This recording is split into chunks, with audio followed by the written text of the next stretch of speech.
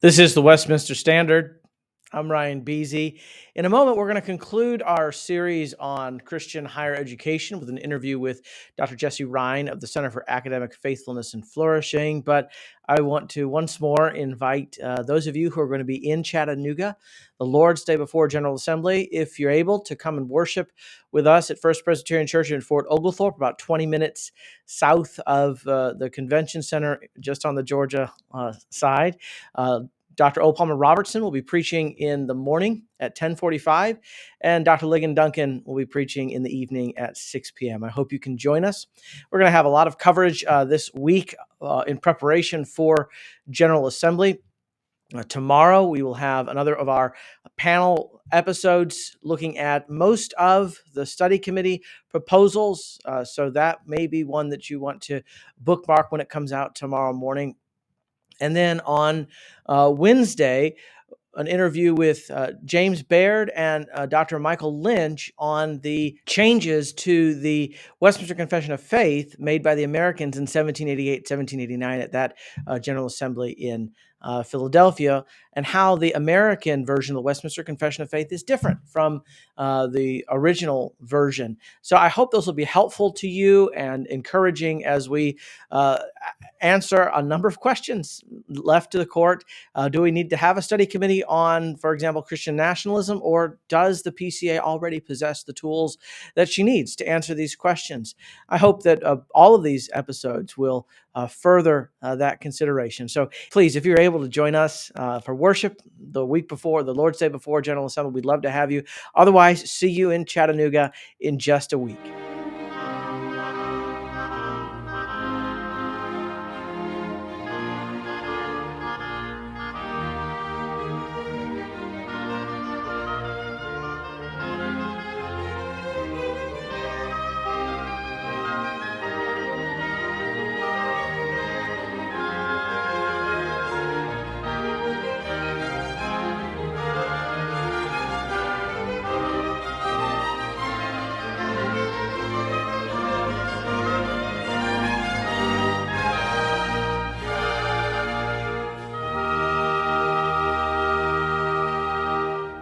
This is the Westminster Standard Podcast. I'm Ryan Beasy. Welcome. Today I am joined again by Dr. Jesse Ryan of the Center for Academic Faithfulness and Flourishing. Jesse, welcome back. Tell us a little about yourself and reintroduce yourself, because it's been a while since you've been on. Great. Thanks so much for having me again, Ryan. It's always a pleasure. So I'm a higher education researcher who specializes in faith-based colleges and universities, and particularly in what we would call authentically Christian institutions. These are the colleges whose founding mission and character still animates their practice, even today. And so a bit about my academic background. I've earned degrees from 3 institutions: a BA in Christian Thought from Grove City College, an MAT in Latin from Washington University in St. Louis, and a PhD in higher education from the University of Virginia. And earlier in my career, I directed the research programs of 2 national higher education associations, the Council for Christian Colleges and Universities and the Council of Independent Colleges. I've also served in faculty and administrative roles on 3 faith-based campuses: Grove City College, Duquesne University, and North Greenville University. And today I lead something called the Center for Academic Faithfulness and Flourishing, also known as CAF. And CAF is an independent center that is supported by American Reformer. Wonderful. And producing some great resources. So tell me about the Center for Academic Faithfulness and Flourishing. You said that you're connected with the American Reformer, trying to produce confessionally Protestant documents to help articles and such to encourage confessional Protestantism in the United States, as I understand it. Yes, that's right. CAF is a nonprofit research center that's dedicated to strengthening authentically Christian higher education. We like to say that we want to support the colleges that are swimming against the cultural tide. Our mission is threefold. First, we want to empower those institutions to advance their faith-based missions. Second, we want to equip campus leaders to have the resources that are necessary to flourish in our present age. And third, we want to encourage broader support for what we think are unique and valuable institutions. And we pursue this threefold mission through three broad organizational goals. First, we want to reassert institutional faithfulness by developing a cohesive and credible counter-narrative to the ideologies that we believe undermine Christian higher education, so that Christian colleges can be equipped to more confidently pursue their unique missions. Our second strategy that we use is that we want to redesign organizational networks. This means helping Christian colleges identify ideologically aligned exchange partners so that they can help counter the rising threats of cancellation, deplatforming, and debanking. And third, and finally, we want to reinvigorate institutional flourishing. And this means that we want to design institutional initiatives that strengthen good governance, effective management, and the financial strength of faith-based institutions of higher education. Well, and one of the things I appreciate about the American Reformer is they're trying to equip confessional Protestants to engage in the civic sphere. And your relationship with them recognizes that we can't have civic engagement if we give up on the academy. The Western culture relies upon the academy, and so we shouldn't just turn our backs on it. As important as the trades are, I was telling maybe it was one other podcast where I said, well, I hope my kid grows up, my son grows up and becomes a plumber and or an electrician or something like that. And that's great. But we also need academics. And so I'm thankful for the Center for Academic Faithfulness and Flourishing and your partnership with the American Reformer. So you have recently launched a free product, the College Guide. Why did CAF decide to produce a College Guide? Well, as I think we've discussed before, Ryan, the American system of higher education is currently facing serious challenges. And these challenges threaten its long-term stability. And this system includes the faith-based sector that CAF seeks to support. One of these challenges is the precipitous decline in public confidence in higher education. And that's actually bipartisan in nature. Republicans are concerned over political agendas being pushed in the classroom, and Democrats tend to be concerned with runaway college costs. And so we have this decline in public perception and confidence. But then we also have another major challenge, which is the shrinking of the college's customer base.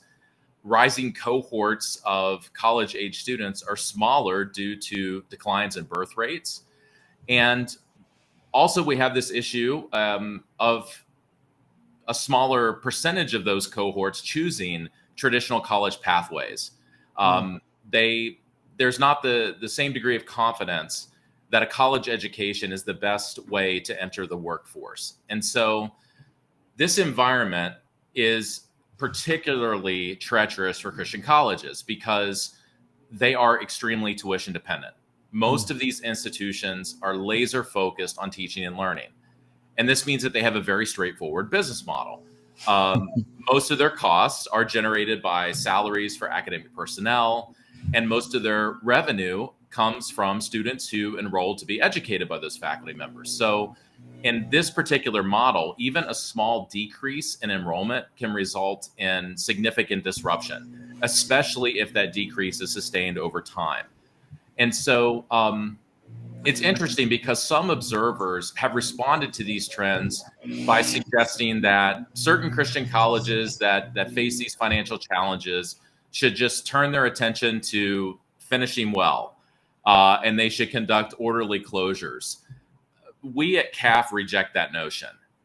We believe that for the sake of the church, Christian higher education cannot simply accept decline.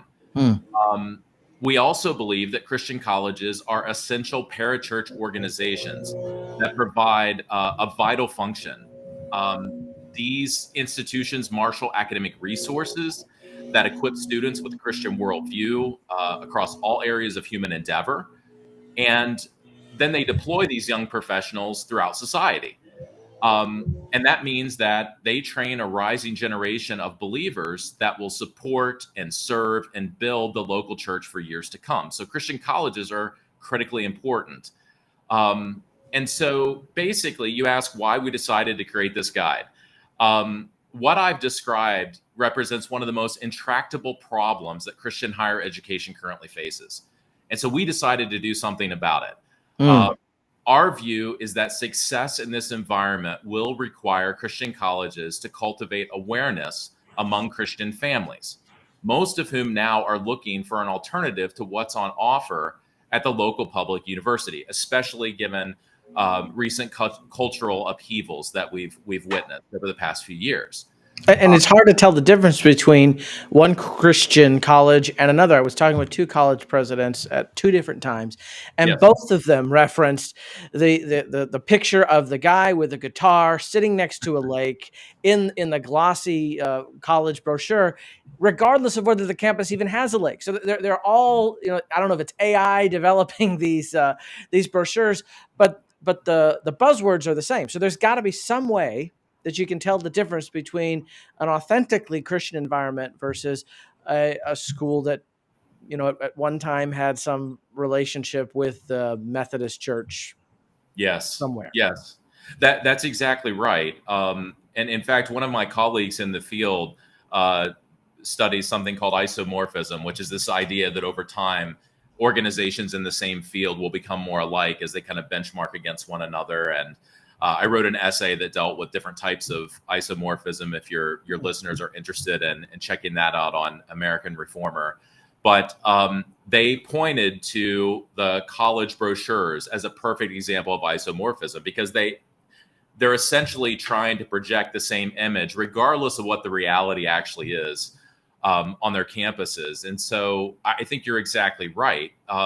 These families are looking for alternatives, but they need objective and relevant information that goes beyond institutional marketing or, clickbait articles that are, top however many Christian colleges. Yeah.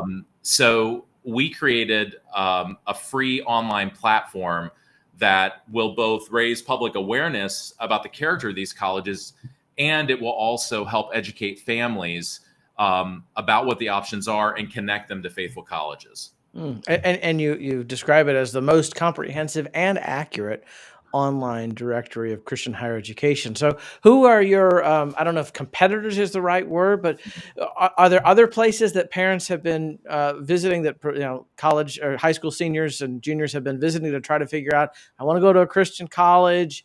Where could they get this information other than, when I was in high school, which was, I guess, the Stone Age, they had a bookshelf filled with different brochures, and the guidance counselors, they said, well, you're thinking of college, go pick one of those off the shelves and see if you like it. So I assume that in the last 20 years, there's something better than a bookshelf with some brochures. What have people been doing?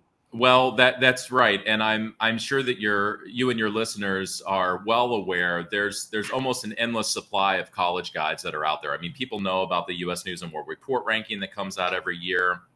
And there are a few other well-known guides that are out there, but they all tend to rate or rank or score institutions, or they're promotional in nature, right? So they don't really get to the specifics of the institution. And so when you say promotional, it's just the institution pays $10,000 and they get an advertisement. That's right. Yes, and I think the guides that are well known, I'm going to avoid naming some of our competitors, but they tend to be like 80-90% advertisements and very little data, or they're produced by associations that represent them. And while the information they provide is true and it might be a little more extensive, it doesn't really get down to some of the fine distinctions that people are interested in. And so, I think that these other guides do provide a service to the public, but generally speaking, they have two major drawbacks or shortcomings. The first, I would say, is the issue of bias, which that inevitably arises anytime that we attempt to rate or rank things, right? Because we must necessarily insert our own personal weights and value judgments into the calculation in order to derive some sort of composite score or overall grade so we can rank the institutions. And these weights and judgments will not align with the perspective of all users. It's impossible to create something that is going to serve everyone. And so that's the first issue. The second issue is something that I would call the issue of relevance. And we see this when a guide focuses on information that is more important to higher education insiders than to prospective families, right? So a good example is some of those association-based guides where there are members that get a profile and they provide the information, and it's helpful, but it only scratches the surface. The big concern that I have with these guides is that they essentially give the promise of informed decision making, but ultimately they fail to provide true transparency. Right. So you're getting part of the story, but not all of it. And the college choice is a very important decision in a student's life. We know from the research, from decades of research, actually, in higher education and student outcomes, that something called person-institution fit is really critical to student success. So if I end up identifying an institution that aligns very well with my values and what it is that I'm seeking, I have a much higher likelihood of being retained from the freshman to the sophomore year, to graduating, to having good job placement, to having good satisfaction while I am a student. And so, because you like the people there, right? Well, that's right. And it's you're not surprised by what you find, right? So you're able to settle in and you feel more comfortable and you engage. And so, for all of these reasons, we decided to take a different approach with our guide. As you mentioned, it's a free resource. It's an online directory that presents objectively measured and independently verified information about over 250 Christian colleges and universities across the country. We personally believe that when parents and prospective students are presented with comprehensive, accurate, relevant information, that they're in the best position to make the value judgments that make the most sense for them, given their beliefs, their values, and their circumstances. And so the bottom line is that when you log into christiancollegeguide.com, which is where the guide lives, you're not going to find any grades or scores or rankings. You're just going to see trustworthy information. So it's objective but verified. So then how did you go about collecting the data that's in this guide? Yeah, that's a great question. And, I'm a higher ed researcher at heart. And so this was like a gigantic research project. It took us 9 months and over 2,000 hours of research. So it's like a baby, huh? It kind of, yes, in a sense, a research baby. Right. So I think it's important to step back and say that it was our intention to treat every school the same. So we began by accessing all of the publicly available information that each college provided in its website. We didn't look at external sources. We just looked at what the school was presenting to the public. And our approach essentially simulated what a parent or prospective student would do to learn about college options in their own search. So our research team used a consistent methodology to gather responses for about 75 different items.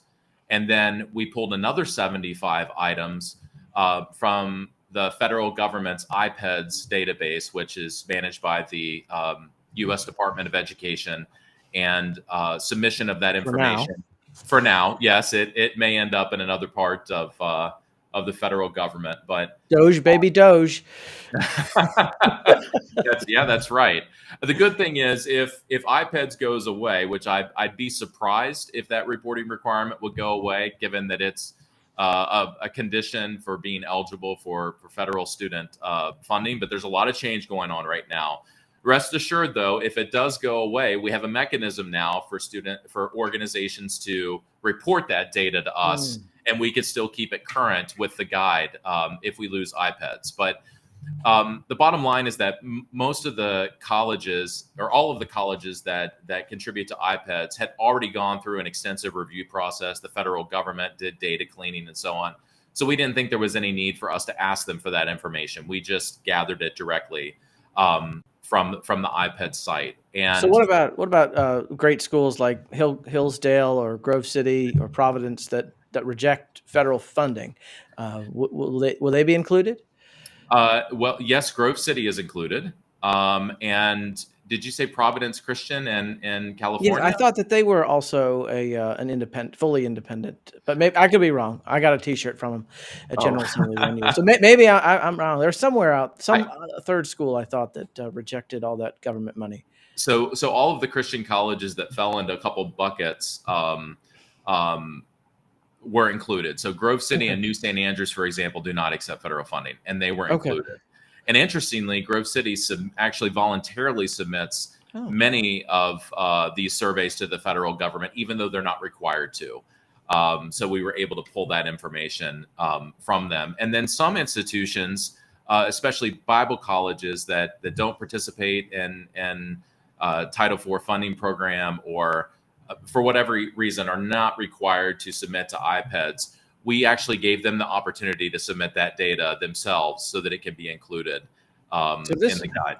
You were very proactive and not just you didn't just take the easy way, download the spreadsheet from the government website. You went out and collected to make so that the results could be meaningful to parents and to prospective students. Yes, exactly. That's the goal, and I think that it's an important piece of our proactive stance was that we gathered this information ourselves, but then we gave the colleges an opportunity to participate in a data review period.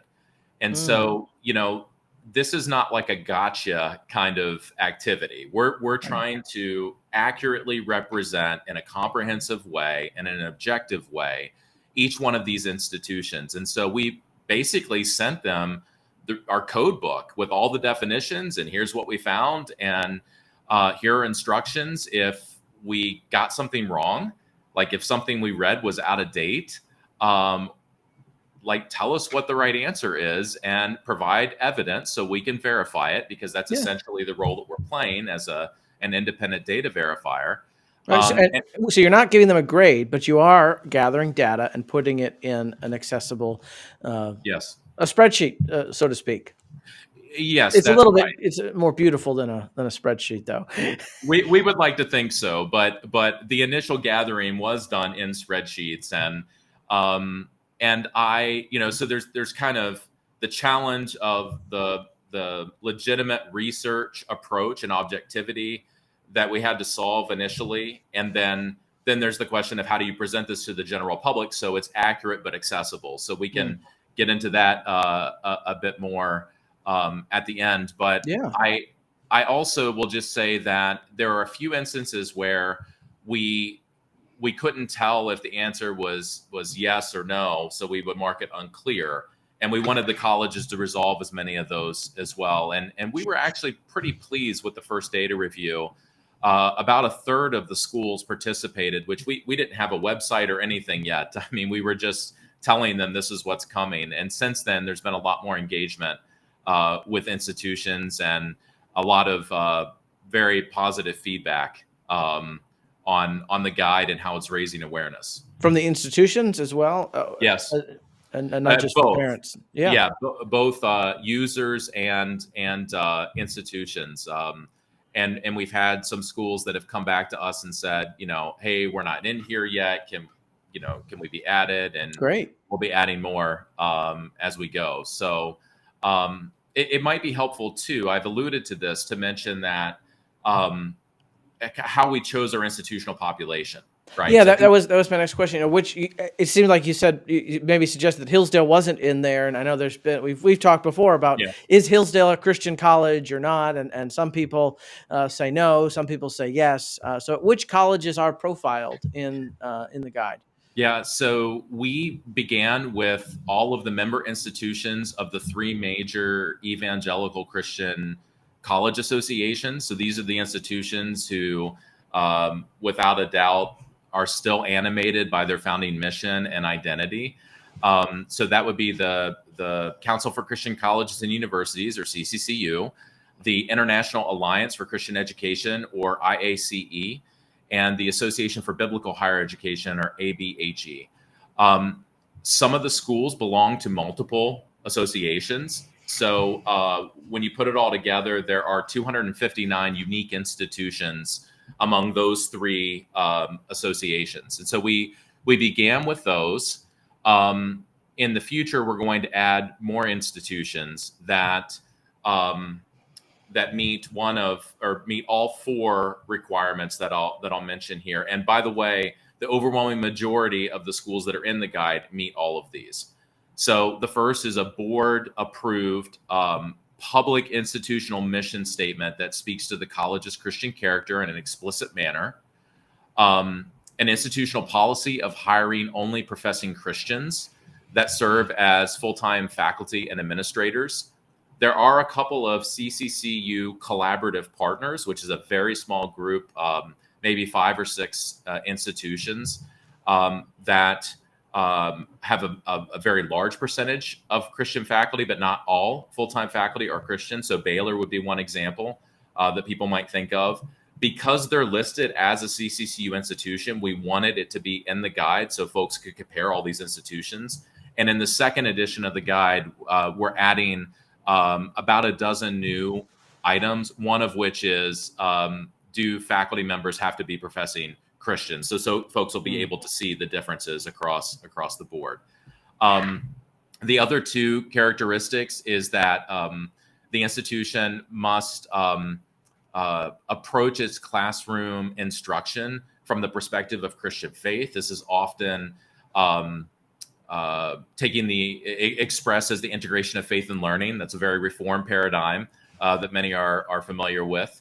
Heard that many times at Grove City College. Indeed. And we try to cast it broadly, because there are Anabaptist and other groups that have other approaches. They like to talk more in terms of faith and learning. But the point is, the classroom instruction that you're going to receive at these institutions comes from the perspective of Christian faith. And then the final characteristic that would merit inclusion in the guide, in our view, is the institution also needs to have intentional programming that attends to the spiritual formation of students. So this is most often expressed through the campus chapel program. So in the next editions of the guide, we will be adding more institutions that meet those characteristics. As parents and prospective students think about, do I want to use this, or do I just want to go where my friends go, or my pastor recommended that I go to such and such school? Do I really want to give my email away and log on? What kind of information can people find in this guide very quickly? Yes. Before I answer that, one comment I want to make about the email and the setup, because I think it's important, which I think later we're going to do a demo and I can talk through kind of how you actually sign up for the guide. But in order to have the full capability of the guide, you have to have a user account. And so that way you can save your searches and come back to it. Exactly. And so a lot of thought went into the design of this and the best way to organize it so that we can maximize the functionality. I want your listeners to know that we do not sell user information. In our view, the user is the user, not the product that we sell. So that's a moral position that we've staked out. And so by having an email address as the login, then there's a system where you can receive a code to log in. You don't have to remember a password. It's much more straightforward. We don't have to worry about account resets and those kinds of things. But and we do have a brief survey that we ask folks to complete. And this is a way that we're able to gather some information about what the Christian college market really wants in Christian higher education. And so we'll actually be reporting on our initial results from that. In the aggregate, nobody's, your user profile is not connected to your survey responses. But it's really an opportunity for your voice to be heard, for you to say, no, these are the things that I care about, so that we can then, in a scientific way, try to gather that information and then communicate that out to the public. So you asked about what kinds of information will you find, and you're going to find all of the basics that families have come to expect from college guides. So things tuition, faculty to student ratio, yes, number of acceptance students, rate, stat, act, yes, and that stuff. yes, graduation rates, all those kinds of things. But what makes our guide unique is that it contains information about the college's religious character. And so you're going to find things like the school's denominational heritage, its theological commitments, its personnel requirements, student behavioral expectations, and then also information about the spiritual life of the program. So in our view, we believe that when taken as a whole, these items paint a very textured and in-depth picture of each college's true character. Well, let's why don't we take a look at the guide? Is that all right? Yeah, it'd be great. Or maybe before we do, you mentioned that you don't sell the emails, so you don't raise money that way. So then, how is this funded? It's free, and the warning that we've received, we millennials have received, is if it's free, then you're the product. So, right, who's paying for this?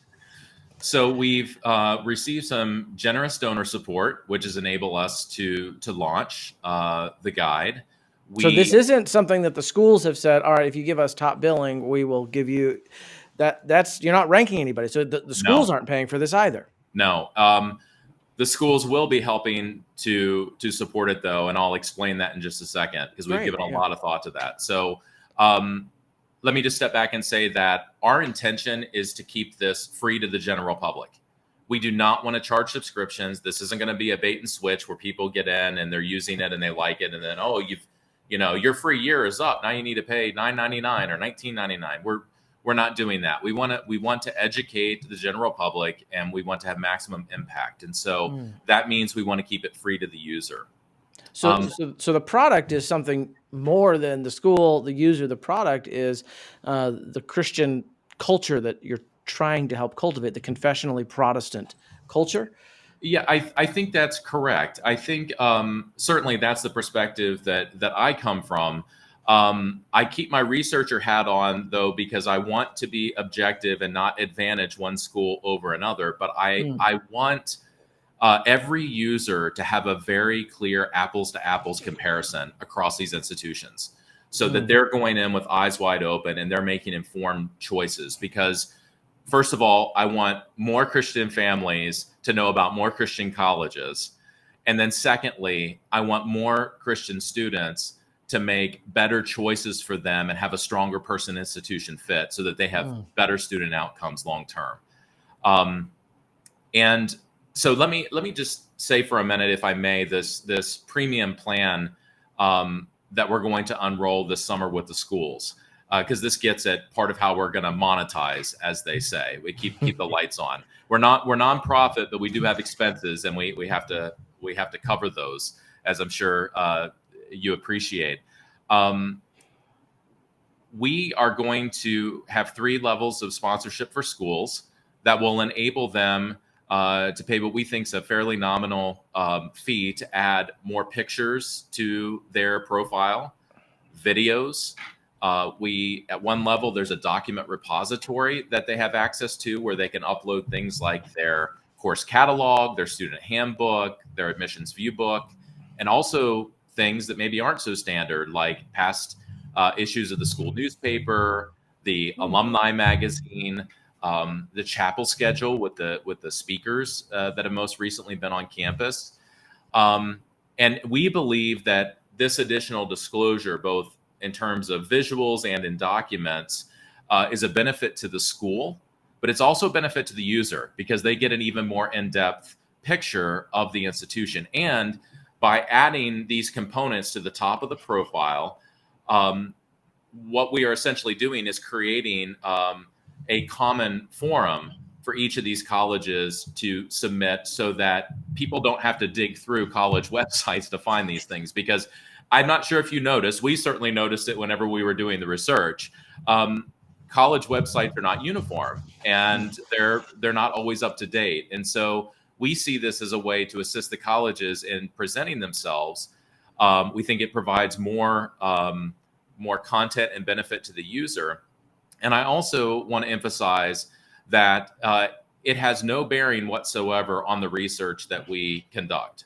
There's no amount of money that anyone can pay us to get us to change an objective measure to something if it's we say this is what we found, we're going Because with it.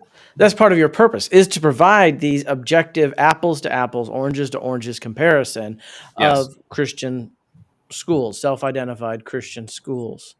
That's exactly right. And the one other thing that we're going to do in the premium profiles, at the highest level, you can receive a more information button and an apply now button.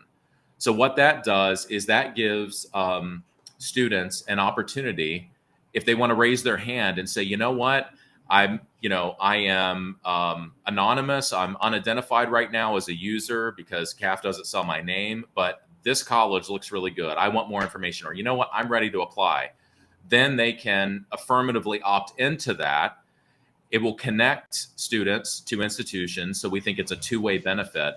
Mm-hmm. And so that's how we've tried to balance the need to monetize with maximizing the impact, with providing the most support to prospective students and families, and trying to do it with a level of integrity that I think is with some of these guides, they really are kind of for-profit schemes, and they're just trying to generate leads. We do want to connect folks, but we want to do it in a way that has integrity and yeah. So, and the last thing I'll say, you mentioned about paying more to get ranked more highly.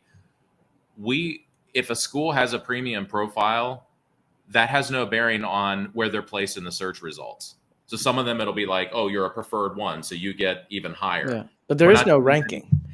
There's no ranking. So we just added, originally it was just A to Z was the listing. And now you can do both A to Z and Z to A, but then also you can rank by tuition cost and by distance from home. Okay. And we changed the default from A to Z because we thought that's actually kind of biasing a bit. Now it's distance from home, nearest to furthest is the default, so that it's just basically wherever you're located, you're seeing the schools that are most closely nearby. Okay. Well, let's get in on this website, and I've already got an account. So does that mean that I should open up a new window, or if you want to? I would just go ahead and click on Start Your Search. So Okay. just for your viewers' benefit, if someone clicks Start Your Search and you don't have an account, you'll be guided to a login page, and you'll be asked for your email address. When you enter that, a 6-digit code will be sent to your email account. You copy that code, you paste it in, and then it will take you through the onboarding process. You'll have a very short user profile that you need to complete, and then you'll have that short user survey that takes like 5 to 7 minutes and really just asks you to talk about your preferences for Christian higher ed. And then after that, you have full access to the guide. Once you've done that, which in your case you had already completed the onboarding and you were actually still signed in, when you click on that Start Your Search button at christiancollegeguide.com, you'll just enter your email, get the code, enter the code, and you'll go straight into the guide. You'll bypass the onboarding because that's already been completed. And if you're using a Mac, the code will probably just populate in there automatically. So I hear distance near to far. So we've got Southern Adventist University, and Covenant College, and it looks like Covenant's the only one that actually provided a logo. Beulah Heights did. So where should we go from here? If I don't want to go close to home, I want to go, I don't know, somewhere in Western Pennsylvania because it's far from where I live, or maybe I want to go to a Reformed college, but I don't want to go close to home. How should I start my search? So when you first log in, there is a set of basic filters. I didn't give you scroll up. You should. Yeah, there you go. and you'll actually be asked to choose one of these. So it's a way that the system basically trains you on how to use it, right? Orients you. So why don't you pick the Southeast since we're right Okay. there? Southeast. And let's just see what comes up. So we've So got there's the Millerites, the PCA, the Pentecostals, and the Baptists. okay. Keep scrolling. Okay. There's I guess it's by closest. Yes. I was Toccoa Falls. They have the largest waterfall in the state of Georgia there at Toccoa Falls. It's beautiful. Yeah. I was looking for Erskine College, Okay. which is just down the road from us. Let's just so let's say I want to go ARP, and we go Erskine College. There we go. There you go. So you just So click on. if I want to save that as I know I want to consider Erskine College, but I'm not sure I want to go to Erskine. I would save that here, and now it's in my list. Yes. But now I'm going to view the profile and walk me through. Ooh, nice, beautiful campus. It looks like. What am I seeing here? So at the top, you'll have if the school provided an image and a logo and school colors, they'll be displayed at the top. By the way, we provide that free of charge to any institution because we want everybody to have a nice, pleasing kind of on-ramp to their profile.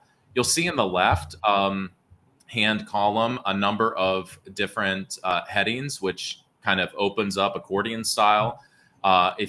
We won't click on those now, but if you do click on them, when you scroll down, it highlights to that section. But if you click on one of them, it will just take you right down to that section. So that's kind of an easy way to navigate. But I think for the purposes of our discussion, it might be helpful just to slowly work through this. And so you're going to see the mission statement at the top in the section called the basic profile. This is going to orient you to some of the major vital statistics for the institution. So why does it exist? What's its theological tradition? Does it have a church or denomination? If it does, you're going to see that little icon. Yes. So you click, and throughout there are notes where you can click and it'll give you a little more information if there's additional context that the college wanted to provide about a particular answer. And then you'll see whether they're CCCU, IACE, or ABHE, what their location is. If the setting is like in a rural or urban area, and then also what region of the country. And then you see the Carnegie classification, which is the institutional type, and then the degrees that are offered. So that's all, something that you could find on any, when I was looking for colleges, my dad bought this big old, I think it was the Princeton College Guide or something. And, 10,000 pages, it seemed like. Used it. I could probably sit on it and be almost normal height. But so that's all stuff that you can find anywhere, but it's helpful to have it here because then you don't have to have two resources in front of you, the Princeton College Guide or whatever. It probably doesn't even exist anymore. And this is, you got the basic info, but then we look down and we see their affirmations. Yes. And what sort of Christian are they? What do they mean? What do they mean when they say we are a Christian college? Yes. And so we ask them if they have a statement of faith, and then whether their statement of faith or policy statements, in the instance that they don't have a statement of faith, what does it affirm? Does it affirm things like traditional marriage, the inerrancy of Scripture, the deity of Christ, some very basic things that if it's important that those be in place as anchors for the institution in our view. And then we get to the requirements. So, okay, if you affirm these things, who's required to abide by them or sign agreement with them? And you'll see great variation within Christian higher education, even among evangelical, authentically Christian colleges and universities in terms of who has to affirm certain things. And that's going to be crucial for the culture setting. That Yeah. if the college affirms this, but the deans don't have to, or if the college does this and only a dean level and above affirm these things, but you can have a faculty member who doesn't, that's going to be a huge difference in terms of instruction and application. Absolutely. And then we have things like, our student clubs required to abide by the statement of faith, or the policy statements. That's another area that's important, I think, because it gets at the culture as well. And that's kind of the end of the institutional positions section of the guide, of the profile.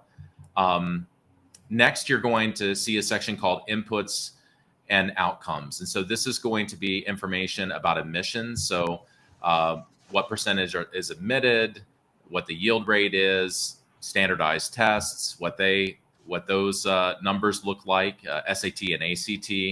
In the second edition of the guide, we will add an item that will tell you if the school accepts the CLT exam. And so, but right now, for my is that for airline pilots flying into Charlotte? What's the CLT exam? No, the classic learning test, which is Oh. an alternative to the SAT and ACT. Take it in Latin, I guess. I think it's in English, but it definitely draws upon some Roman sources, I'm sure. Well, that's great. Yes. So then you've got the demographics and statistics for the students, part-time, full-time.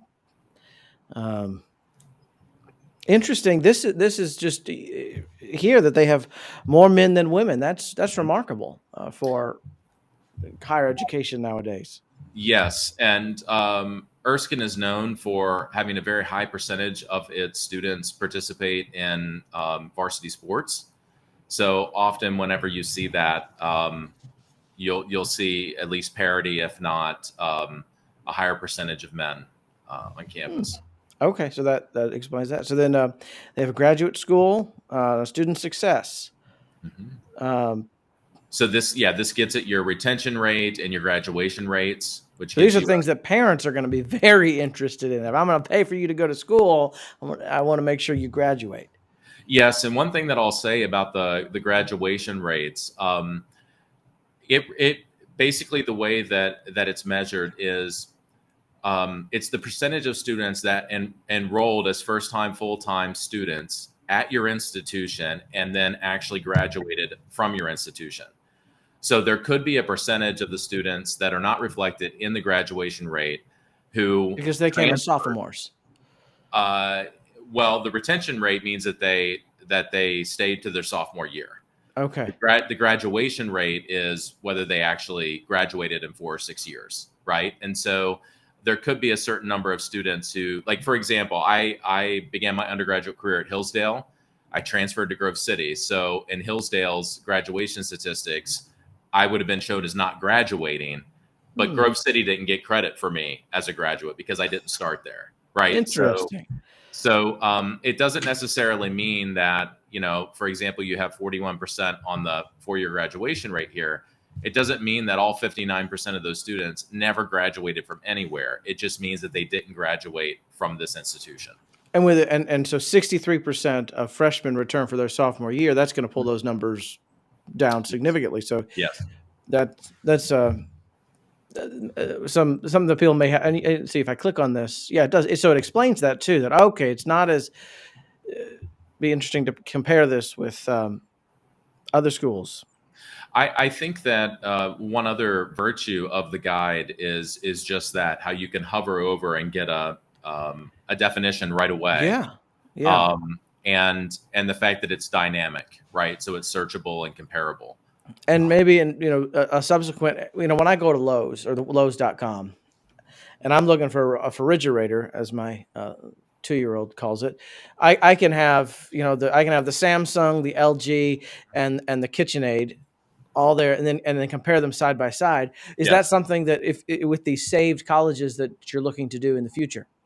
Yes, we would like to have some sort of a comparison tool that would perhaps have. I think about Edmunds.com when I'm looking for cars. You can kind of put them in verticals, one next to the other, and just scroll down and see exactly. the row.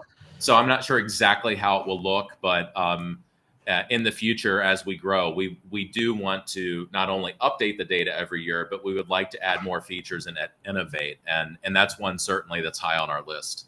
Yeah, that's great. So you can, and then you get the financial information way down at the bottom, I suppose. Yes, yes. Um, let me highlight before you jump there under the student experience, if I may. This Yeah. is where we get information about campus life and student expectations, um, and things like the intervisitation policy. These all go to the campus culture, right? And so when I was saying earlier that we believe whenever you take all these measures together as kind of in one basket, you get a real sense of the character of the institution. And so you can see as you read through these, you're getting a sense right away about the moral community and the expectations that are there on campus. And that's very important. And so you have here, the total number of chapels offered and required. Then we get into in the parachurch ministries that are on campus, and under the activities at a glance in the athletics, you see listed the sports that students can play: varsity, men's and women's, and co-ed. Oh, and they have club sports too listed. That's really helpful. Yeah, we think so. And it was actually kind of fun to see the wide range of offerings within Christian higher ed. It's actually much more extensive than you might expect. And I was not expecting to see bass fishing or rodeo. That's pretty cool. It is, and so if you're a student and you know what you want to major in, and you know generally where you want to live, something like this might be a decision maker. Like, oh, I could actually participate in this particular sport. That's going to go into my overall college experience. So, and then the student clubs is another section that gives you a real sense, organized by type, what kinds of things students voluntarily engage in. So the clubs also, I think, get to campus culture. Yes, absolutely. Because it's not mandated by the institution, right? It's student led and driven. Yeah. All right, and here's more of the data. The 15-to-1 faculty ratio, faculty salary. They do have tenure. I think you certainly could know better than I would. Seems like schools are moving away from tenure nowadays, or maybe that's just my experience. I guess in my experience, schools are also moving away from accepting government money, but maybe that's Harvard seems to be even following our lead at Grove City. Certainly, for institutions that have tenure, we're seeing a rise in contingent faculty. So they're not replacing full-time faculty at the same rate. And so you may have tenure, but it's only for a smaller proportion. Interesting. Yeah. So here we get into more of the cultivating that Christian worldview in integration of faith and learning. Yes. And the Gen Ed section is actually one of my personal favorites, because it's my firm belief that the general education represents the imprint that is made by the institution on every student, regardless of major. And so you see the totals for things like humanities and Bible and theology and church history. Also, any diversity courses that are required, the total number of credits. Parents have been very interested in that data point as well, so we included it in the guide. When you say diversity, what do you mean by diversity? Is that DEI? Well, I guess it's the D. Yeah, it ranges. So okay, it could be things as basic as like a multiculturalism course, all the way to a social justice, more activist DEI kind of approach. The nice thing about our guide is we're not making a value judgment on any of these. We're just presenting the information. And so if there's a particular course that is required that's a diversity course, it's going to be listed in this table that has all of the courses that are required of every student, regardless of major. Wow. And at least two of our presidents noted that that's something parents should look at. That what does everybody have to take? Yes. Because that gives you an idea of what the college is trying to do, what sort of student they are building, what sort of citizen they're building. That's exactly right. And it really gets to their most closely held values. Institutions just like what we were saying earlier about the marketing materials, right? There's a certain image that's projected, and then you get on campus and, oh, there's a guy with a guitar, but there's no lake, right? Um, it's the same with colleges. There's people actually study things like institutional mission and strategic plans, and there's a lot of overlap that you see in the official statements that are made by institutions, right? There's a certain format, there's a certain range of things you're going to find. But where the rubber meets the road is when you look at the actual courses and subjects and topics and how much of each academic discipline an institution is requiring of all of its students. When you look at that, you really know what it is they value and what they're trying to produce. And I just want to say that we've listed the course number and title, so students and parents can go and look it up themselves and read the descriptions and dig even deeper. But there's a comparison that's apples to apples across institutions with this section. That's profoundly helpful. And you got all the majors and then the costs. And in that section there, we're actually showing the percentage of the core revenue that is driven by different elements of the operating budget. So you get a sense of where the revenue is coming from, and then also where the expenditures are made, right? And so and the expenditures are expressed in terms of student FTE or full-time equivalent enrollment. So you see the right here, we got financial aid, which is really encouraging to me as a dad. 100% of undergraduates are awarded financial aid. And average, so these people aren't getting a degree in basket weaving and then $40,000 a year in student loan. They're $4,200 a year. That's very manageable. What would that be if you graduate in 5 years? Let's say that's just a little over $21,000. It's a Toyota Corolla. I think that's exactly how much my Toyota Corolla cost. No, it was $19,000 when I bought it back in 2011. And that asset depreciated as opposed to a degree, which provides an economic benefit. Yes, benefit. So if you're careful about how much debt you take on, it is a good investment. Yeah. Well, this is a great overview. I want to ask you something else.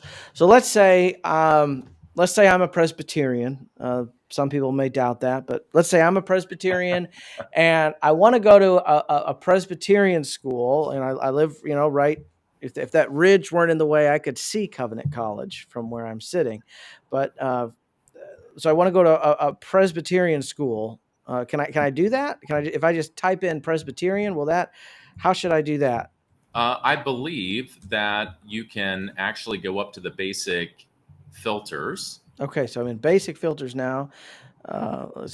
I'll go anywhere in the country as long as it's.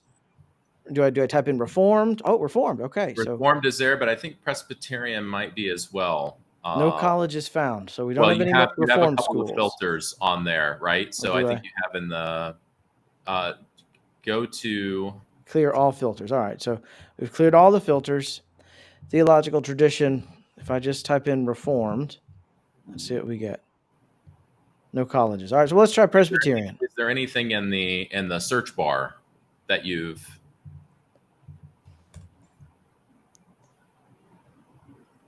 10 colleges: Montreat, Trinity, Calvin, Kuyper, Northwestern, Dordt, New St. Andrews, International Reformed Seminary, and America Evangelical University. So these are schools in the Dutch tradition. Yes. And okay. I believe if you go to the theological tradition, I believe if you kept scrolling that there would be under the basic filters that Presbyterian is one of the options. We drew these from the Pew Foundations. There you go. Their categories. So there we've got. There you go. We're at Covenant College, Erskine College, King University, Belhaven University, Geneva College, Sterling College, Olivet University. So you've got, what was it, 8 or 9? Yeah, 9 colleges that I want to go to Presbyterian school. You can filter by that as well.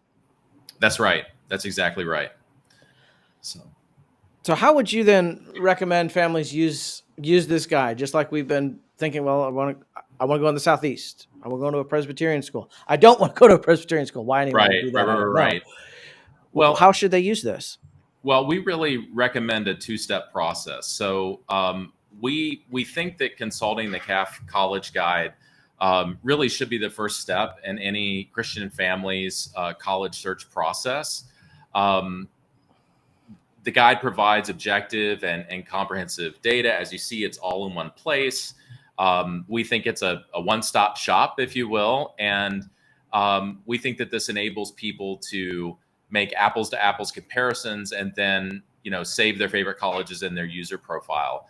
But as with any guide, even though this is very useful, no third-party publication, not even ours, can fully capture a college's environment and culture. And Yeah, so, of course. for this reason, the second step that we recommend is for folks to schedule a campus visit, and for the ones that are identified maybe in a list that you created in our guide. And in particular, we believe that there are three dimensions of the campus the campus environment that you need to evaluate. So the first is the academic experience, then also the campus culture, and then finally the spiritual climate of the school. So let me just say a couple words about each one of those. So Yeah. when we talk about the academic experience, our guide can tell you which courses are required of all students, regardless of major. We can tell you which majors are offered by the college, which degrees you can pursue. But you really need to attend actual classes in order to assess the experience. And most admissions offices will schedule a day of classes for prospective students. And I would recommend that you sit in on both a gen ed or core requirement course, and also in some courses that would be in your preferred major. Yeah. And when you're there, I encourage students to pay attention to the rapport that is established between the professor and the students. Do the students seem engaged with the presentation? Are they comfortable enough to ask questions?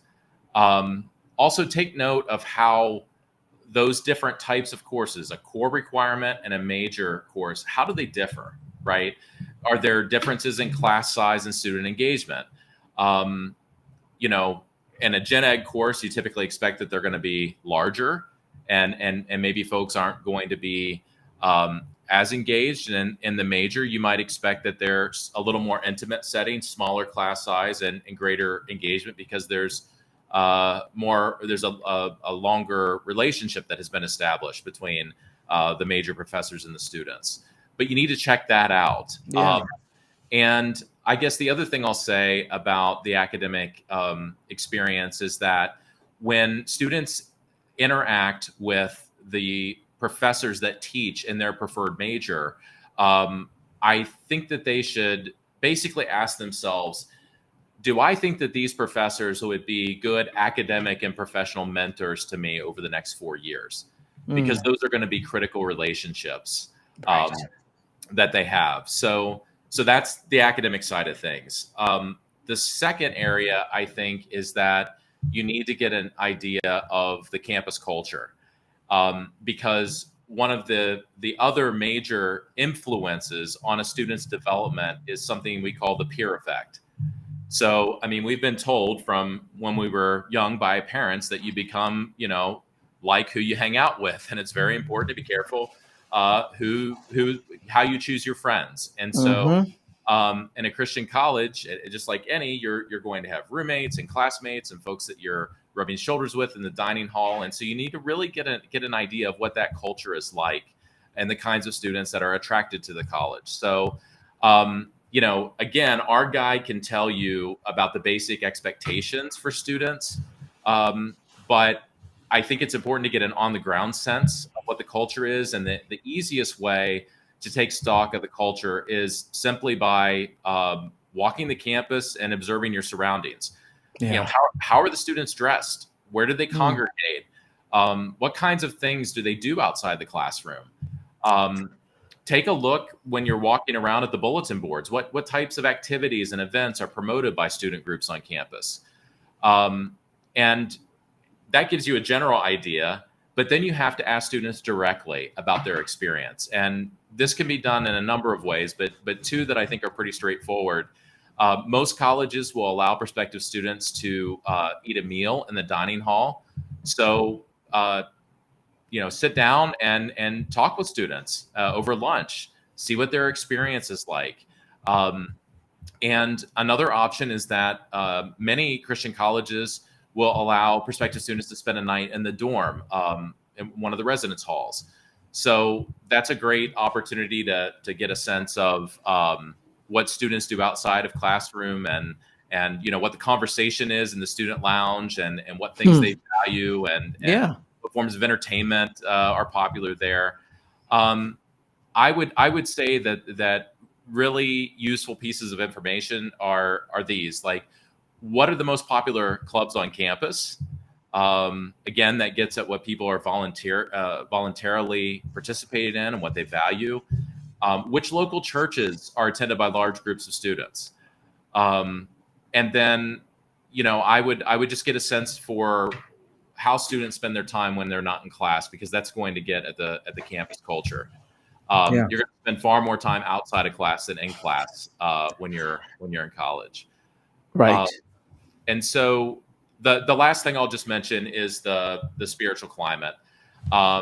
Again, our guide can tell you how often chapel is offered and required, what parachurch ministries are active on campus, but nothing really beats direct experience when it comes to understanding a spiritual climate. So go to chapel, experience worship firsthand. Find out if outside speakers are allowed to preach during services. Some schools, it's only the chaplain or faculty. Some bring in guest speakers. Ask for a list of who's preached over the past year.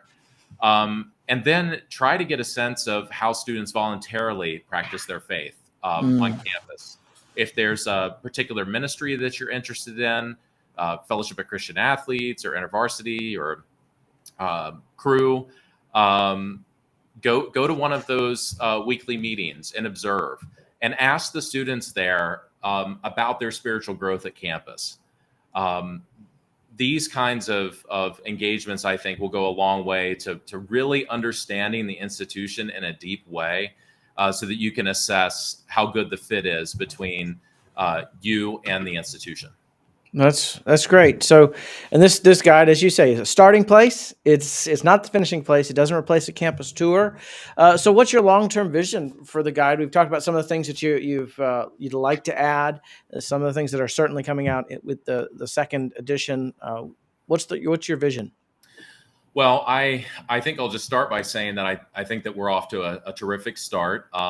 Since we launched roughly 6 months ago, we've already garnered 175,000 page views of the guide. And on average, our users spend more than 10 minutes per visit. So the word's getting out, and people are apparently appreciating what they find in the guide. Long term, we really have two goals. We want to expand the guide's offerings, and we want to expand its user base. So, for example, as I've mentioned earlier, this fall we'll release a second edition of the guide. That's going to include about a dozen new measures. There are also some design updates that we've made based on user feedback that we've received. And the other big change that you're going to see this fall is the launch of the premium profiles. That's going to allow more photos, videos, documents, and so on. Again, nothing's going to change with our objective research methodology. That's going to stay independent, but we think that incorporating those features will enable us to keep the guide free to the general public and also create a better user experience. And finally, as I think I mentioned earlier, we want to add more institutions to the guide, and particularly those that align with the general character that I outlined above, but have chosen for whatever reason not to join CCCU, IAC, or ABHE. So if I could just close by saying that if your listeners think this is a useful and valuable resource and they want to see it continue, I would ask them to create a user profile on christiancollege.com, share their website with high schoolers and families in their orbit who are thinking about college.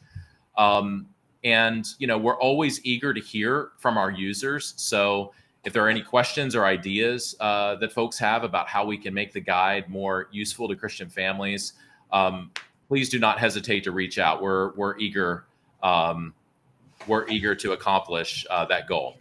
Great. Yeah, this is an amazing resource. I'm fascinated by it, and my oldest is 10. But Dr. Jesse Ryan, thank you so much for your time, and thank you for this great resource, the Christian College Guide, which people can find again the website www.christiancollegeguide.com. Okay, so visit there, and then also faithfulcolleges.org is your organizational website where they can get a link there. But well, thank you, Dr. Jesse Ryan. Thanks so much, Ryan. My pleasure. Well, thank you for joining the conversation on the Westminster Standard. That was Dr. Jesse Ryan of the Center for Academic Faithfulness and Flourishing. The Westminster Standard is the podcast of Jude 3. For more information or to make a donation, please visit our website, jude3pca.org. We rely on donations from viewers like you to continue this work of encouraging confessional renewal and fidelity in the Presbyterian Church in America. To that end, this week we'll have 2 more episodes. We'll be taking the month of July off for the most part, but we do want to provide resources for those of you preparing to attend the PCA General Assembly tomorrow. Look for an episode around 5:30 in the morning with an all-star panel discussing the various overtures related to study committees in the PCA, and we'll have an exchange of views. I have my reservations about them, but some of our brothers are very enthusiastic about the possibility of some of these study committees. So that'll be an engaging and important episode that you hopefully will find helpful. And then on Wednesday, a conversation with Dr. Michael Lynch and Pastor James Baird on the significance of the changes that the Americans made to the Westminster standards and what implications that has for ongoing conversations in the PCA. I'll talk to you then. Thank you.